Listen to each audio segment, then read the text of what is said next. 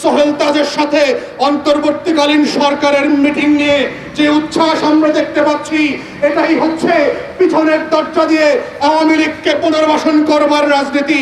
অন্তর্বর্তীকালীন সরকারকে পরিষ্কার করে বলে দিতে চাই, যেই 1400 শহীদের লাশের উপরে আপনাদেরকে ক্ষমতা দেওয়া হয়েছে, আপনাদেরকেও কিন্তু আমরা মাফ করব না। যদি আপনারাও লেনদুপ্তর্জি হয়ে যান, আপনারাও মীর জাফরের মতো বাংলাদেশের লাল সবুজের পতাকার সাথে গাদ্দারি করেন, 1400 শহীদের রক্তের সাথে গাদ্দারি করেন, হাসিনাকে যেভাবে এই দেশবাসী ক্ষমা করে নাই, আপনাদেরকেও ক্ষমা করবে না। তাই রক্তের সাথে গাদ্দারি করবেন না। বাংলাদেশ কাউকে লিখে দেওয়া হয় নাই, আওয়ামী লীগকে যেভাবে লিখে দেওয়া হয় নাই, অন্তর্বর্তীকালীন সরকারকেও লিখে দেওয়া হয় নাই। এটার একমাত্র নীতি হচ্ছে আপনারা গণ অভ্যুত্থানের পক্ষে থাকবেন, 1400 শহীদের পক্ষে থাকবেন, বাংলাদেশের পক্ষে থাকবেন। দিল্লির আধিপত্যবাদ সামনের দরজা হোক, পিছনের দরজা হোক, সদর দরজা হোক, কোনো দরজা দিয়ে আমরা ঢুকতে দেব না। 1400 শহীদের রক্তে গড়া এই গণ অভ্যুত্থানকে নিয়ে যদি খেলার চেষ্টা করা হয়, বাংলাদেশকে যদি নিয়ে আবার দিল্লির গোলামি স্থানে পরিণত করবার চেষ্টা করা হয়, রাজনৈতিক দলগুলোর ভিতরে ক্ষেত্র বিশেষে গোপন এনট্র্যাপমেন্টের পলিসি তৈরি করে করে যেইভাবে বিভক্ত তৈরি করা হচ্ছে এবং বাংলাদেশকে তার পুরাতন আমলে ফিরিয়ে নেবার চেষ্টা করা হচ্ছে, এই ষড়যন্ত্র আমরা সফল হইতে দেব না। এটাই হচ্ছে 1400 শহীদের রক্তের বদলা, যে বাংলাদেশ আর তার আগের জায়গায় ফিরে যাবে না। বাংলাদেশে দিল্লির আধিপত্যবাদ আর কায়েম হতে দেওয়া হবে না। বাংলাদেশে শেখ হাসিনা আর ফিরবে না। বাংলাদেশে আওয়ামী লীগের আর কোনো পুনর্বাসন হবে না, কোনো ফর্মে। সেটা সোহেল তাজের নামেও যেমন হবে না, কোনো নামে হবে না। আওয়ামী লীগের লেসপেন্সার দিয়ে কোনো পরিচ্ছন্ন আওয়ামী লীগের নামে বাংলাদেশে নৌকা আর শেখ হাসিনাকে পুনর্বাসন করবার রাজনীতি সামরিক এবং বেসামরিক আমলারা যদি কেউ করবার চেষ্টা করে, 24-এ ফিরে যান, আবু সাইদ মুগ্ধরা আবার ফিরে আসবে, আবার বুক চেতিয়ে দেবে, আপনাদের হাজার হাজার স্নাইপারের বুলেট খালি হয়ে যাবে, কিন্তু বাংলাদেশের লাল সবুজের পতাকায় আওয়ামী লীগের দালালিপনা, দিল্লির আধিপত্যবাদ আর ফিরে আসতে দেওয়া হবে না। এটাই হচ্ছে বাংলাদেশে 1400 শহীদের গণ অভ্যুত্থানের প্রতি 25 বছর পরে 2025 সালে এসে আমাদের অঙ্গীকার। এই ফেরাউনের পতন যদি কিন্তু তবের বিষয় ছিল না, এটা মাত্র সময়ের ব্যাপার মাত্র। এবং ফেরাউনের পতন নিয়ে আমরা যখন বারবার কথা বলেছি, আমাদেরকে মানুষ বলেছে যে এই ফেরাউনের মৃত্যু হবে না 2041-এর আগ পর্যন্ত। আমরা কেন এত কনফিডেন্টলি বলবার চেষ্টা করেছিলাম যে এই ফেরাউনের পতন আসলে এতই কাছাকাছি ছিল? এটার সিম্পল জায়গাটা ছিল হচ্ছে, পৃথিবীতে ফেরাউনি শাসন ব্যবস্থা যারা যারা স্বৈরাচারের পদ্ধতিতে কায়েম করেছিল, তারা বারবার যেই ভুল করে করে পতনের শেষ দিকে চলে গেছিল, এই হাসিনাও একই রকম করে একই ধরনের ভুল করে করে বছরের পর বছর তার আমল নামা এত মোটা করেছে যে তার পতনটাও ঠিক কাছাকাছি চলে এসেছিল। এবং এটা বুঝবার জন্য খুব বড় বিজ্ঞানী অথবা বুদ্ধিজীবী হওয়ার প্রয়োজন ছিল না, যে প্রত্যেকটা স্বৈরাচারের অপরাধ এবং গুনাহ যখন জমতে থাকে, তখন সেই পাহাড় সমান গুনাহ নিয়ে তাকে নীল নদের মতো ডুবতে হয়।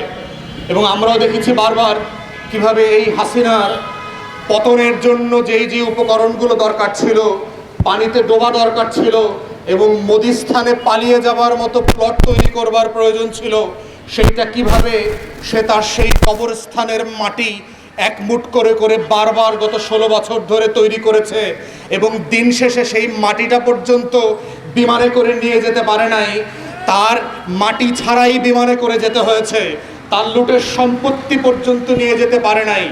তাই আজকে 1 বছর পেরিয়ে এসে আমাদেরকে ইতিহাস থেকে যেমন শিক্ষা নিতে হবে, ঠিক একইভাবে গত বছরের জুলাই আগস্ট আন্দোলনের গণ অভ্যুত্থানে যারা প্রাণ দিয়েছিলেন, জীবন দিয়েছিলেন, তারা কেন প্রাণ দিয়েছিলেন সেই জায়গাটাও আমাদেরকে ভুলে গেলে চলবে না।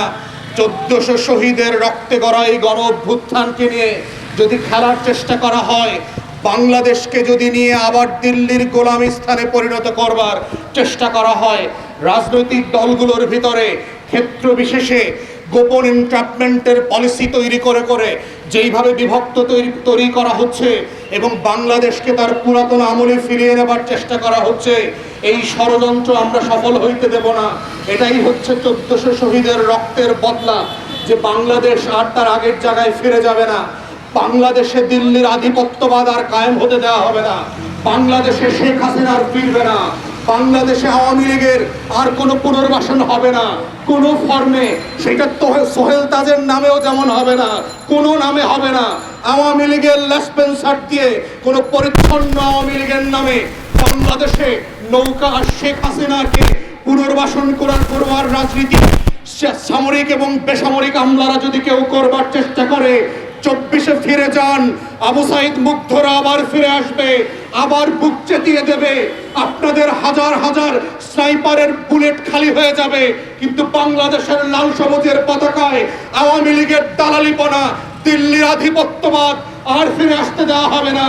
এটাই হচ্ছে বাংলাদেশে 1400 শহীদের গণ অভ্যুত্থানের প্রতি 25 বছর পরে 2025 সালে এসে আমাদের অঙ্গীকার, এবং এই অঙ্গীকারের অংশ হিসাবে আজকে এবি পার্টি এই কাফন মিছিল করে জাতিকে, দেশবাসীকে মনে করিয়ে দিতে চাচ্ছে 1400 শহীদকে যেন আমরা ভুলে না যাই। 1400 শহীদ কেন জীবন দিয়েছিলেন সেটা যেন ভুলে না যাই। কাদের কারণে 1400 মানুষ শহীদ হয়েছে, সেই আওয়ামী লীগ, শেখ হাসিনা, দিল্লি জাতীয় পার্টি, বন্দুকদর্জি থেকে শুরু করে বাংলার নব্য মির্জাফরদেরকে যেন ভুলে না যায়। কিভাবে জগৎ শেখ উমিজাদের কাছে 1757 সালে বাংলার স্বাধীনতা বিক্রি করে দিয়েছিল, কিভাবে গত 16 বছর ধরে বাংলাদেশের স্বাধীনতা আওয়ামী লীগ দিল্লির কাছে বিক্রি করে দিয়েছে, সেটা যেন ভুলে না যাই। আজকের কফিনে মিছিলের এটাই হচ্ছে প্রতীকী তাৎপর্য, এবং এটাই আমরা ঢাকাবাসী এবং দেশবাসীকে স্মরণ করিয়ে দিতে চাই। সোহেল তাজের সাথে অন্তর্বর্তীকালীন সরকারের মিটিং নিয়ে যে উচ্ছ্বাস আমরা দেখতে পাচ্ছি, এটাই হচ্ছে পিছনের দরজা দিয়ে আওয়ামী লীগকে পুনর্বাসন করবার রাজনীতি। অন্তর্বর্তীকালীন সরকারকে পরিষ্কার করে বলে দিতে চাই যে 1400 শহীদের লাশের উপরে আপনাদেরকে ক্ষমতা দেওয়া হয়েছে, আপনাদেরকেও কিন্তু আমরা মাফ করব না। যদি আপনারাও লেন্দুকদর্জি হয়ে যান, আপনারাও মির্জাফরের মতো বাংলাদেশের লাল সবুজের পতাকার সাথে গাদ্দারি করেন, 1400 শহীদের রক্তের সাথে গাদ্দারি করেন, হাসিনাকে যেভাবে এই দেশবাসী ক্ষমা করে নাই, আপনাদেরকেও ক্ষমা করবে না। তাই রক্তের সাথে গাদ্দারি করবেন না। 1400 শহীদের জীবনের উপরে যেই বাংলাদেশ তৈরি করবার লড়াই সংগ্রাম আমরা করেছি, এটা অব্যাহত থাকবে। এবং আজকের এই কফিন মিছিল দিয়ে আমরা এটাই দেশবাসীকে স্মরণ করিয়ে দিতে চাচ্ছি, ভিজিলেন্ট থাকতে হবে। দেশবাসীকে মনে রাখতে হবে, বাংলাদেশ কাউকে লিখে দেওয়া হয় নাই, আওয়ামী লীগকে যেভাবে লিখে দেওয়া হয় নাই, অন্তর্বর্তীকালীন সরকারকেও লিখে দেওয়া হয় নাই। এটার একমাত্র নীতি হচ্ছে আপনারা গণ অভ্যুত্থানের পক্ষে থাকবেন, 1400 শহীদের পক্ষে থাকবেন, বাংলাদেশের পক্ষে থাকবেন। দিল্লির আধিপত্যবাদ সামনের দরজা হোক, পিছনের দরজা হোক, সদর দরজা হোক, কোনো দরজা দিয়ে আমরা ঢুকতে দেব না। এটাই হচ্ছে আজকের এই প্রতীকী কফিন মিছিলের তাৎপর্য এবং বক্তব্য। এবি পার্টি এই লড়াই সংগ্রামে গত বছর যেমন ছিল, আজকেও আছে, সামনের বছরগুলোতেও থাকবে ইনশাল্লাহ। সেই লড়াই সংগ্রামে দেশবাসীকে অংশগ্রহণের আহ্বান জানিয়ে আমার বক্তব্য এখানেই শেষ করছি। সবাইকে অসংখ্য ধন্যবাদ। আসসালাম।